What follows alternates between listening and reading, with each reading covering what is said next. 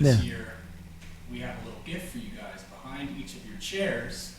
If you would please unwrap the package. Do I get mine? All right, I have mine. You got to get yours. We've been given presents. Am I allowed to look? Okay. Oh, no. My favorite Christmas show. Oh, no. This is the ugliest sweater contest. Did you get the Grinch? I got my favorite movie. I loved my sweater. If this is actually my favorite thing ever. Did you guys know this was my favorite Christmas show You still ever? have a tag on it. I'm going to keep it on there, too, because I think that's special. Oh, that's great. You know, Son of a nutcracker! Did you know that we have the ugliest sweater contest at work? Yes, we did. Okay, and I have not won it once. You want to trade? No, I love my sweater. You may You not want to have trade? it. I'm good. Thank you for the present. I don't know what to do with it. I'm going to wear mine home. It's Fireside Chat time to talk about the year. So we're going to shake it up a little bit this time. We've got a couple guest questions that are going to fire in on us. So a little different format. We've got some gifts to open, and we've got beer to drink. We have beer to drink. We have gifts there. Well, no, wait a minute. So, Paul, what's the story with this? All right, Why don't so you look, explain this a bit? Judy and her team came to me and said, we want to do a beer. And I said, well, if it's a good beer, Yeah. I'd be into it. So we went to Called Classic and we tried everything they had, and I mixed these two and I thought it was delicious. So they put me pouring, literally kind of like the lab version of what we did. It's the mad scientist. And I actually think it tastes good. It's nice. It's refreshing. I'm going to have some. The original artwork Paul's is Perfect a Pour. classic. That is a cult classic. I do believe. Good beer. Cheers. Happy holidays. Cheers, Paul. Cheers, Paul. So there was a launch party for the beer, right? International Make Music Day. So that's a day where people celebrate music, free concerts. Jackie, your band played. Yep. Band played. It was Yep. fun. A lot of people in the community came. I think what would be cool is next year, that season's going to roll around again. If we do something, I hope that some of you guys will come and party with us. Because that was a good day. I like beer. I want to get a six-pack of this and have it in the refrigerator all the time. So in years past, we've used this as a platform to kind of talk about what the year was, some of the milestones that we've been through, some of the important things that we felt happened in that year. This year, we're changing it up a little bit. We'll probably cover some of that stuff, but we also have a lot of questions that have come in from the community, our community of artists, and we're going to field those questions as part of this little jamboree. Hey, how you doing? Justin Sandico here. Merry Christmas. I got a question for you, Jamie. You've been working at PRS for over 17 years. What's Paul's wildest idea that seemed totally far-fetched but ended up being a hit? Fascinating. That's not the question I thought he was going to ask. Can we I thought he rephrase was that? going to ask, what are the bad ideas that never flew? And I had a big list of that. Oh. I was locked and loaded for that one. So let's see. What happens in everyday PRS? So, okay, this makes me think about throwing the stake over the wall, right? So Paul and I talk about this a little bit. Paul likes throwing ideas out that I'm not going to say they're not going to fly, but as they're pitched, they're not going to fly. But you throw the stake over the wall. Because I want you to think different about the problem. And we talk about it, and we right. think about it, and then we talk behind your back about it, and then we talk well, with there's everybody that. about it. But God. so all right. So but the other day we had one, right? You called me on the way home from the Hilton. Yeah. And you're like, man, that one just didn't go, did it? And I was like, no. You threw that steak over, and the dogs are just like sniffing it with one eye raised, saying, "Is this going to kill me?" But it's a good analogy. Their ideas flying around here all the time. I learned throw the steak over the wall from Tim Lulliette. He said at Ford. There were a bunch of extraordinary managers when he worked there. And then they would just throw an idea over the wall to see what managers would attack it to make it happen. And that's how they were learning about, who was going to be the future leadership of the company. For me, the great teachers have always thrown an idea out, and if you let it sit there, they don't talk to you again. It's over, right?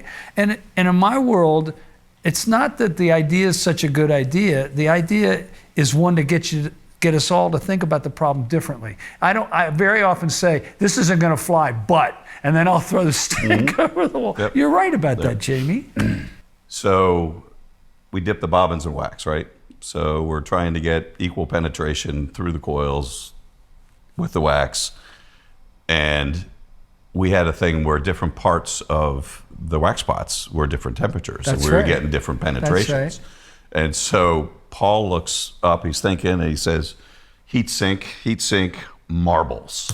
And I'm like, blue marbles, red marbles, yellow marbles, what are you talking about? Yeah. And got in the shop right now, and we've got marbles lining our wax pots right now, working as a heat sink, and it's Yeah. worked wonderfully for 14 years, 15 years. Part of it, there was a 1-inch piece of aluminum plate under the marbles to distribute the heat. I didn't think of the marbles. The marbles have been used for millennia to distribute heat. That's not my idea. You said marbles. I know I said marbles, but I had stole the idea. Oh, you stole the idea. Well, that was a good question. Let's unwrap a guitar. Paul, fetch us a guitar. All right, that's you, good. sir. I like fetch us. I like that. Okay. So, do I give this to you or do I give it to Jamie? Give that to Jamie, please. Okay. That looks Thank like you, a Paul. Jamie present. Thank you. Do we get to keep these? I wish. I always wanted to be Vanna White. All right. Yeah. So we have an S2 guitar here. Yep. And this was a huge year for S2s.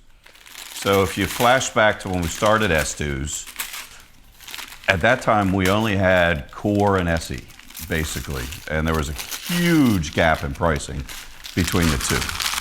So since then, between the S2 line, the CEs, Bolt-On, Silver Skies, those whole categories, we have really set up a tier where you can work your way through different price points as you fall in love with our PRS guitars over time. This year we upgraded the pickups and the electronics to US. So everything running through the factory in Maryland is going to have US pickups and share electronics. It's a new look on tuner the tuners. buttons Yeah. are All in line with nitro our other finish? product. Yeah. Not exactly the same tuners, but the buttons. And everything has nitro finish now. So everything is nitro that's coming out of Maryland right now. So we are now doing all the pickups for all the guitars in the factory. And we are using very, very similar components for all the guitars coming out of the US factory. So my definition of a real guitar is something that you could play in a studio environment or you could play at a gig without having to do anything other than pull it out and play it. That's a real guitar. I like it. Feels good. Yeah. I like the nitro. Feels good. The nitro feels great. Components look sharp. Just got a little different bevel and a little different feel than our Core. Well, I like that you made us open a guitar present. That's great. Is there more of that to come? There's Good. things that look like it. Let's take another question. Hi, my name is Tia Bailey, and I'm one of the hosts of Working Class Music. Before I get started, I just wanted to say congratulations, Paul, on 40 years of PRS Guitars. That is a huge, huge accomplishment. Congratulations. Second of all, I want to know, for anyone who wants to answer, when was the moment that you felt like your position in the company was solidified? That you felt like, this is what I need to be doing, and I'm happy that I'm here. I want to know what that product or project or whatever that moment for you that like really solidified the this is where I need to be moment. I want to know what that was for you at PRS Guitars. I'm patiently waiting for your answers. Have a good day. Happy holidays, y'all. Stay warm. It's an interesting question.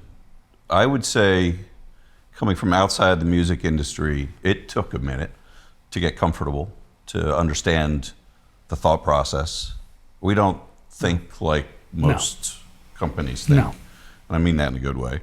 But it takes a minute to adjust to all that. I would honestly say it took me 2 or 3 years to get comfortable in this environment. And this company is incredibly entrepreneurial, fast, and kind, I think. You know, it's a very warm feeling here. It's a good feeling, but it takes a minute to adjust. So Tia, one of the reasons I love being at PRS is because the place gives us an ability to be good at what we're good at. Being in the middle of all the highly skilled people in PTC and all the people on the floor and all the people that are in marketing and artist relations, this, that, and the other, it literally is a tool to be able to be good at making guitars. And for me, making guitars is just a joy. What about you, Jack? So I have so many instances that I could say that, because to me it's not just one thing, it's things that built on Layered them. things, yeah. So the first one to me is I needed a home. You know, I kind of needed a place to ground myself, to have a direction that was positive to put my energy towards. And when I realized PRS was that was just the starting point of it, and I was just building guitars in the back. I think the other thing, the journey that I've been on has been, I've had an opportunity to do a lot of jobs inside of the company over a lot of years, and then taking all that culminated knowledge and rolling that into the thing that I've been shepherding for a few years, which is the SE series. That's another moment when it sort of dawned on me in the process. All these things that I learned about drying wood, building necks, leveling frets, the sum of the parts, all of that is relatable into the SE series, and injecting as much of that in there as fast as possible. Teaching and learning. That's been my latest epiphanous moment. Do we want to do another question, or are we going to unwrap another guitar? So what color do we do this time? What's our clue? We have two? Jack, Yeah. go fetch me that one. Fetch you? I got you. I got you.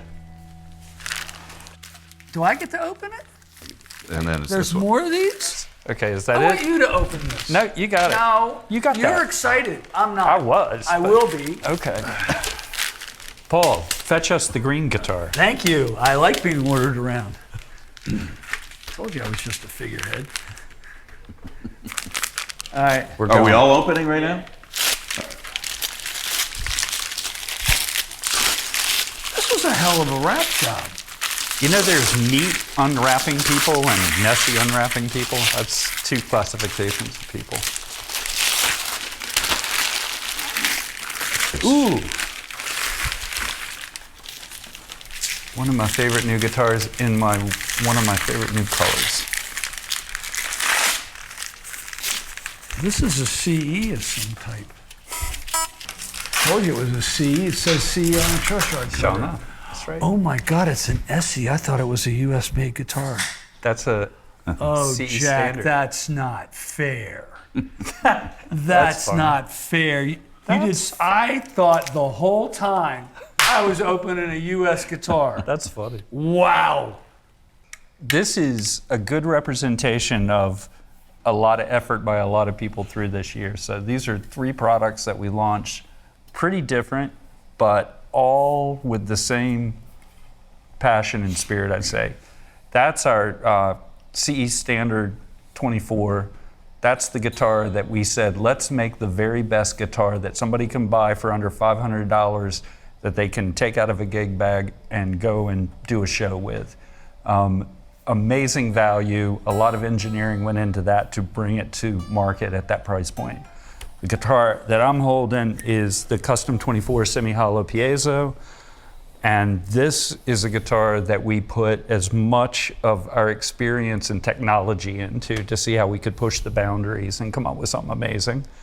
And the guitar Jimi has is the NF3, which Paul and I worked on a lot together, which you might want to talk about the pickups in that guitar. We sweated those pickups for a long time. We did a demo on that guitar in Japan for about 250 people in a room. In a blindfold test, it was single coils. Yeah. But it weren't making any noise. Yeah. You put a double dot at the 24th fret. It's helpful if you're up there playing up there. You might need that double dot. Good job. It's great. It's great. It's a really resonant. I love the neck on it. There's a lot to like about that little guitar. So look, I'll tell you guys something I've never told anybody. I get a bunch of phone calls from people, and they go, "How can you do that for that amount of money? That's not possible." That's literally swinging above its pay grade, you know. And in a way, I mean, look, this neck is carved well. The weight of it's well. It's balancing. Look, it's balancing on my body. Yeah. I don't have to. It's not neck heavy or back heavy. The thing I also love is all these guitars are made in the same shop, and it's the shop we visit all the time. And they're not looking at these guitars as here's one that's less expensive and more expensive. They're just looking at it as this is an instrument and we're going to do the best we can with each one. So how did you get the US knobs on the SEs? That's actually a flip that we made in the fall of this year. So it is not exactly the same knob, but it is a mold that is similar. Oh, it pulls up and you get single coils. Look Yeah. at that. So, and that's sort of a thing in my office. I've got a bunch of guitars sitting on the wall. People come in and people make comments on them, and I listen to what people have to say. And one of the things, I think it was Doug Shive came in and he said, you know, guitars are getting great. Those knobs are really bugging me. We need to have PRS in that knob. Oh, And so Doug threw a piece of steak over the wall. I think he threw the steak. He threw a piece of steak and see if the dog attacks. I right? was a golden retriever. That's great. Yeah, but you know, constant kind of evolution. I thought I was Pushing it. opening a US made CE. These guitars are great. They've come such a long way. Well done. I love that color. You like that? I like the curl. I believe I know what that is. Okay, can I unwrap it or you unwrap? No, I'm done. You're right. You're excellent, man. No, You're I'm awesome. actually not. I want you to please unwrap this. Oh, you're gonna put it in my lap so I have to? I'll do this. I know what this is. Do you? Yeah, this has got something to do with David Grissom. I think so too. By the way, I was at one of our signature dealers the other day, and this is the amp that I tested all the pedals to, and it sounded beautiful. And the reason I used it is because it tells the truth. Whatever you're playing is what's happening. So I have a lot of good memories about this, and part of it is because our marketing team created a documentary about David Grissom's guitar coming to be, which was awesome. And that rekindled this amazing relationship in my mind. I mean, we all know David and we've known him forever, but somehow like going through that process with him and developing that guitar was just like, yes, he is who he is, and he's an amazing guy. And being able to switch gears from the guitar into this amplifier, building this amplifier with Cortec, which is the people that also make our SE guitars, and just the full circle of that project. This was so much fun. And the fact that David loves it, uses it, you know, it's a real tool that he relies on. And that, you know, we got Doug Sewell worked his heart out on this thing. You worked your heart out on it. When it was done, David looked at me and said, "That's a really good amplifier. Yeah. It's approved, it's done, let's go." Yeah, So that was cool. really, really awesome project. So Well- I'm glad you guys let us unwrap this one. This is a good one. All right, it's do a time for a question. No more present opening, time for a question. All right, I'm gonna There you go. Hey, Uncle Paul, it's Jason from Working Class Music. Hope you're doing well. Hope the kind folks at PRS are also doing well. And yeah, my questions are pretty simple. One is a hypothetical, which I will ask that now because I tend to ramble, and I'm rambling now. So let's ask the question. My first question is, if you were to go back in time and meet Jimi Hendrix and have him play one of your guitars at Woodstock, what guitar in the current PRS lineup would you let him try? You know, I got asked by John Mayer in one of those things we did, what rig would I want to play through if I could go back in time and play through it? And the one I wanted to play through was Hendrix's rig at Woodstock. I would have wanted to felt what he felt, you know. From what I understood, he was wide open, wanted to see everything. I probably would have brought him a Silver Sky and a Paul's guitar. That's probably what I would have done, because one is on the humbucking side of our tone and the other one is in the genre of what he was used to. But when he asked what I showed it to him at Woodstock, they were exhausted. It was early in the morning. Everybody had left. It was, you know, it was muddy. It was dirty. I don't know that I would have gotten that experience. I might have been able to do it when he arrived, maybe a day or two earlier or something. Hendrix had such an impact on our business.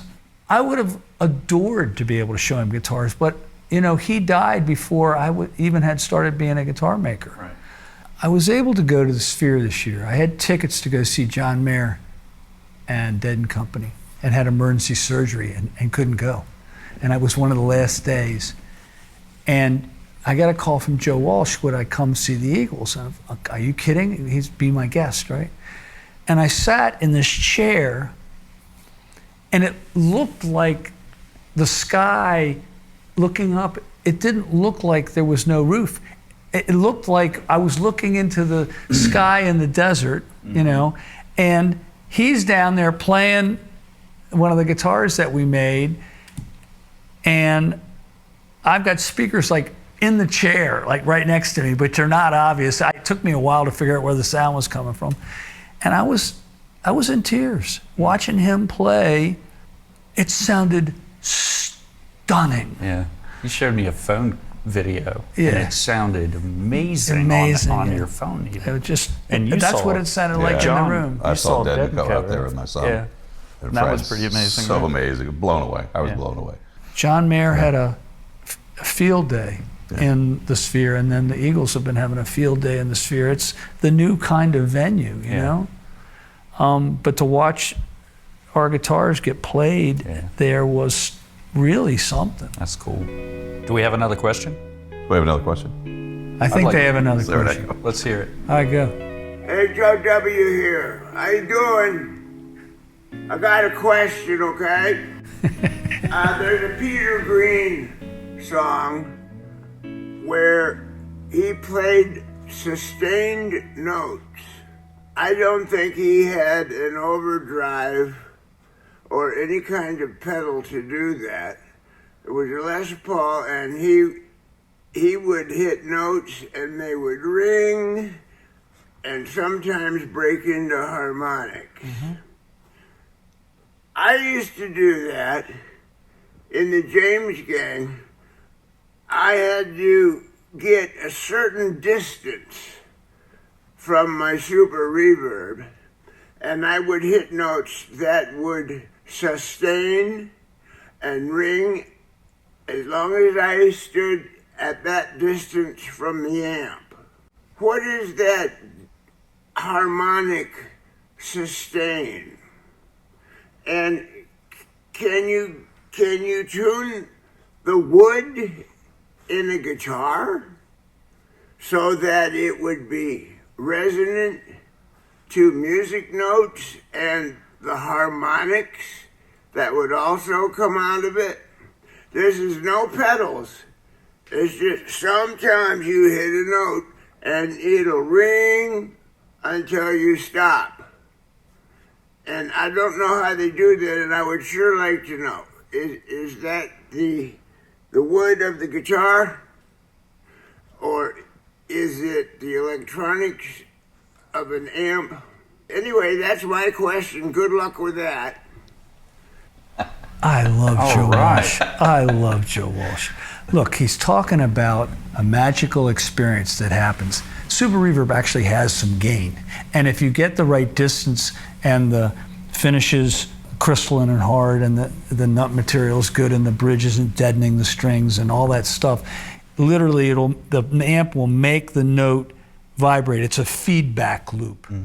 In the old days, Ted Nugent would put X's on the stage about where all the different notes fed back. And he literally is talking about the place in front of a super reverb where he would hold that one note on the G string and it would feed back forever, right? They used to actually stick little speakers sometimes underneath the strings and guitars, and that would happen, or you would put an EBO on the string and it would make it happen. But if the pickup doesn't have enough gain, it's not going to happen. If the guitar is shutting the note down because the string's trying to vibrate and it's shutting it down, imagine it has a rubber bridge and a rubber nut. Yeah. That's not going to happen. Is it predictable? It kind of is. We could make guitars. If he said I need a guitar to do that, I'm pretty sure we could send him one. The one he's holding, I think, does it. Yeah. So he's cradling that guitar because he loves it. I mean, he's not just holding that guitar. That guitar is doing that kind of stuff. Right. But the old days of having a super reverb, you know, the distance from me and Jamie cranked all the way up, he's using in-ears now. That's not the way it is anymore. His cabinet is in an ISO cabinet downstairs, right?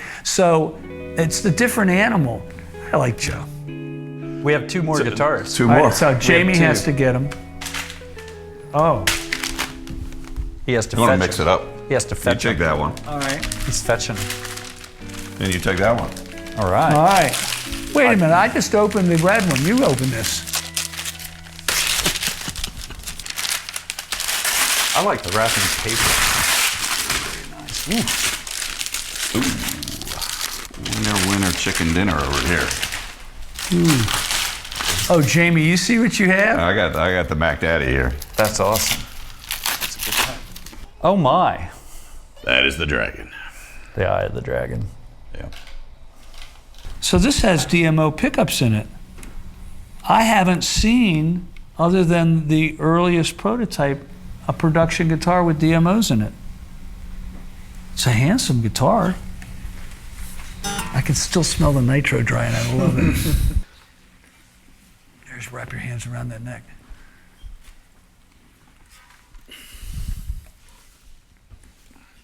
We took an ebony fingerboard and took a piece of black and white ebony and inlaid it into the ebony fingerboard. And then all these parts were inlaid into the black and white ebony. And the thing is full of all kinds of wild materials, including opals. And there's a lot going on in this thing. You really need to get it under a light and spend a half an hour with it. What Olson Inlay did on this Jeff Easley drawing is just extraordinary. There's so much going on in here. If you really carefully look at all the parts of the wings and the tail and the head and the flames and all the other stuff, there's a tremendous amount of work in this thing that is not just for work's sake, but it's beautiful. I mean, Have you really looked at these things, Jack? I looked at the prototypes carefully, and the thing I remember, and I remember saying this to you, is when you kind of tilted it because of the radius, it looks like the thing is moving. It's moving. It kind of is in a way because it's refracting the light different as you're moving it around. Yeah, it's pretty spectacular. So do you know why we made it this color? Tell us.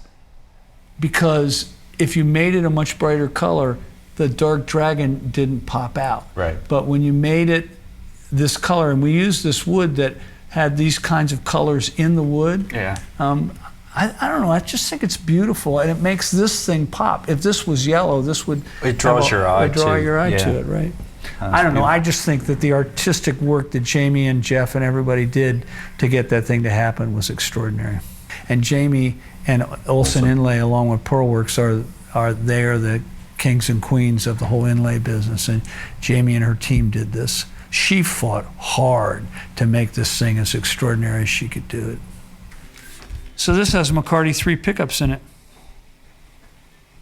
Check it out. That's cool. We worked really hard on these things. Ted has joined us.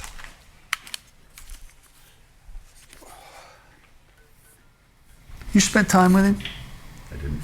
You spent a lot of time with him. Yeah. I spent a lot of time with him. Well, we'll put him up next to the perfect port. Well, that was cool. I enjoyed opening all the guitars. Nobody ever did that to us before. I like that. That's cool. And I think we have one more question. Hey, I'm Dany from The Warning, and something that I'm so grateful for and that is very important to me has been finding the right teammates to work with along the way in our 10 years of career already. And I wanted to ask Jack what he thinks makes the PRS team so unique and what he likes about it. First of all, I agree. We have an amazing team. Mm-hmm. I love our company. I love the team that we've built. To me, what makes our team so cohesive and tight and we are like a machine is we've all been given an opportunity to come in, find ourselves, find out what we're good at, have that recognized, and then have that talent then contribute to the team. And it's not like anybody, Judy did not come in to be the director of marketing. Right. Judy came in and found herself moving up because her gift was to be the director of marketing. And to me, that's an extraordinary thing. It's 100% across the board the way that company, the way our company has grown. So we've all found gifts, talents, and we're all contributing. And I think that makes it very special and very real and very effective. There's a large group of people that really care, are really bright, they're good-hearted, generally really good-hearted, and they have good work ethics. And so to me, that fundamentally is the basis of you got a problem, then you want to find a really good solution to it. It isn't a I don't care environment. It may be I care too much environment. There's a bit of that. Yeah, so Sometimes. to me, that's a piece of the puzzle too. It's a piece. Let's look at our entire director team. Look at that as a whole. Right. You know, look at everybody in this room as a whole. It's like we all came in here for one thing and we all found our spot. Right. And it's not that we thought it was our spot, but the whole team acknowledged that that was the right spot. That's an extraordinary team. Mm-hmm. I had an intern walk in my office and threw his hands in the air. He goes, I can't take this place. I said, what's wrong? What's wrong? He says, it's too many. I've never seen so many smart people packed in the same building. Yeah. And I enjoy that part of it because if there's a problem, people aren't just sitting there going, duh. They're suggesting solutions. They're trying to get it solved really quickly. I had a thing with our quality control team this afternoon, and there was a very difficult problem. And I said, you need to find out what happened. And they came back and they solved it. Right. They absolutely solved it. Right. And they said, well, this is the problem. Here it is. And they had 2 examples. They said, this is what this is and this is what that is. And it's fixed. Right. And I like that. There's a lot more of that going on where the directors and the people below the directors and the people below them are finding solutions and implementing them. Right. One thing also that can be startling, I think, to people is you go into some of our meetings and it's impassioned. You know, that's the level of care, and you don't do that if you're apathetic. You don't. You just roll with it, and that is not something that we experience on that. You know something? 2025 is going to be a good year for us. I think this is our time. I think with the new pickups and with all the stuff that's been going on with the finishing, and all the stuff that's been going on with the parts that go on the guitar, the new cases, all the 40th anniversary stuff, the Dragons. I've got more phone calls from people excited about what's coming from us than I have maybe ever. Mm-hmm. Yeah, the last 2 years I remember talking about it and saying, boy, that was a hard year, and there were a lot of moving parts and there was a lot of unknown. I feel like this was a year a lot came together for us. Yeah, I think so. You know, good momentum. There is a lot of good momentum in the factory, good momentum in court, good momentum. I was going to say with the leadership teams. The teams were it's all gelling. Teams are doing a great job. The partners are good. I've been doing dealer Zoom calls lately and just like Q&As with our dealer network. It's another part of that team, you know, it's another piece of the pie. We have an amazing relationship with so many retailers that appreciate what we're doing.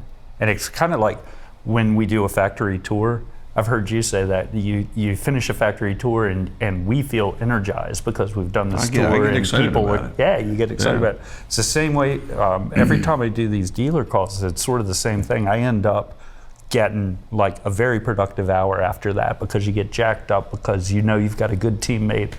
You know, this one was in Texas, you know, and I know we have a great teammate in Texas. We've got some great relationships, and it feels good. It just feels good right now. So this is all part of our 40th anniversary. That is basically what we're talking about. 2025, and a bunch of limited runs coming up next year too. We spent, as an example, 2.5 years on these DMO and McCarty 3 pickups, maybe 2 years, 2.5 years. There's a lot of stuff that we spent a lot of time on to get this product line for 2025 to be humming, and we are happy. I mean, the whole place seems to be happy. This neck is ridiculous. Yeah. You know what it is? It's a piece of Zero-Cody. It's awesome. Yeah, feels amazing. Cool. I think today was fun. Look at all this paper, it's great. We made a mess. So this is Fireside Chat number 4 for 2024, and it's going to come out before Christmas. And big thanks to the employees, our teams, our partners, our vendors, our customers, our distributors, the entire ecosystem, the entire network that we love so much. Thank you and happy holidays. So from Paul and Jack and Jamie. See everybody, great job, that's fun. By the way, the video crew did a great job. There are people behind the scenes making all this stuff happen that I adore, so. Is this mine? This is my Christmas present? You get to keep it. I'm gonna steal it, right? It has your name on it. And yeah, no, actually it doesn't. Doesn't it on the back? No, I don't think so. No, that's a bummer. Oh no, I signed it, that's wrong. I thought it did. Okay. Fireside Chat number 4. you can ship me the guitar. We'll see you in 365 days.